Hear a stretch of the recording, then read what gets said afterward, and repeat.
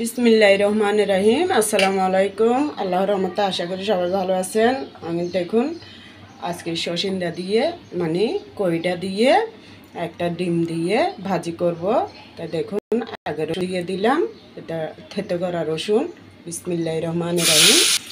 আমি হাঁড়ির মধ্যে যে তেলটা দিছি ওটার মধ্যে আগে ডিমটা একটু ভেজে নিছি, একটু সামান্য লবণ দিয়ে ভেজে তুলে রাখছি। তারপর ওই তেলে আমি রসুনটা দিয়ে দিছি। এবার দিয়ে দেব পেঁয়াজ কুচি।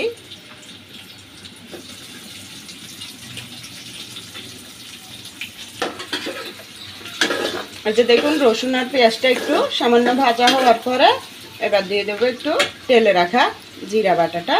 এটা ছোটো, একদম ছোটো 4 চামচগুলোই এই আধা চামচের মতো দিলাম, আধা চামচ থেকে কম হবে।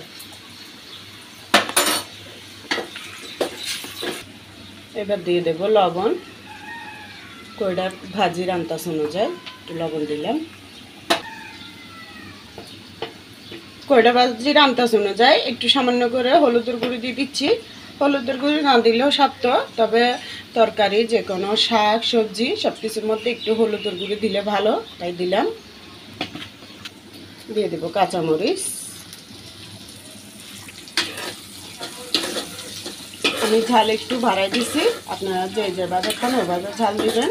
কাঁচামরিচে এখানে গুঁড়ি মরিচ টরিচ দিই নাই, শুধু জিরা বাটা দিছি।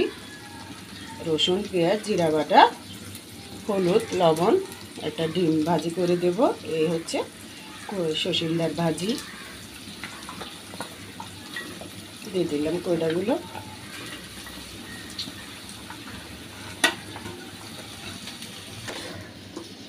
এবার একটু উল্টাই পাল্টাই নেড়ে দেব।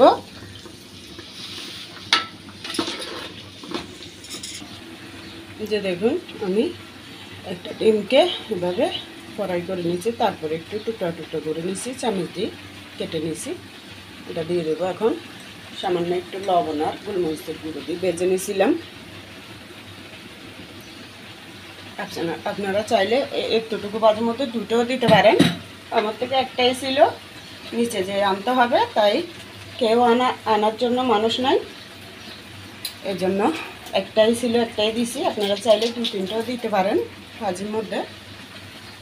এবার একটু নেড়ে দেবো।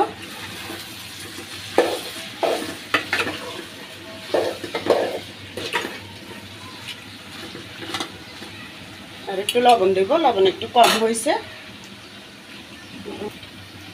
এটা আমি মোবাইল বন্ধ করা থাকা অবস্থায় কিছুক্ষণ পর পর আরও 3-4 বার নেড়ে নেড়ে এভাবে করে নিছি। একটু লবণ দিয়ে আবার একটু নেড়ে দিলাম।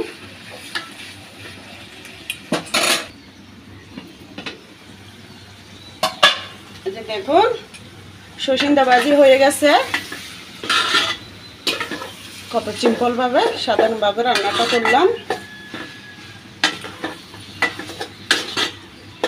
এটা সিদ্ধ হয়ে গেছে, আপনারা দেখেই বুঝতেছেন, আর দেখানোর কিছু নাই। এভাবে যদি ভালো লাগে, আপনারা আমার এই সাধারণ রান্নাগুলো যদি খুবই ভালো লাগে, আমার পাশে থাকবেন সাবস্ক্রাইব করে, বেল আইকনটা টিপে। আমার রান্নাটা যদি খুবই প্রিয় হয় তাহলে বেল আইকনটা টিপে রাখবেন, যাতে আমি রান্নাগুলো ছাড়ার সাথে সাথে আপনাদের মাঝে পৌঁছাতে পারি। লাইক দিয়ে আমাকে আনন্দিত করবেন। সাবস্ক্রাইব করে বন্ধু হয়ে অথবা আত্মীয় স্বজন হয়ে অথবা বোন ভাই বোন অথবা খালা আন্টি যাই পারেন আমার পাশে হয়ে থাকার চেষ্টা করবেন। আমি সবার জন্য দোয়া করি, আপনারা আমার জন্য দোয়া করবেন, আমি যাতে রান্নার মাঝে এগিয়ে যেতে পারি। আল্লাহ হাফেজ। আসসালামু আলাইকুম। এটা তেল উঠে গেছে, এখানে হয়ে গেছে।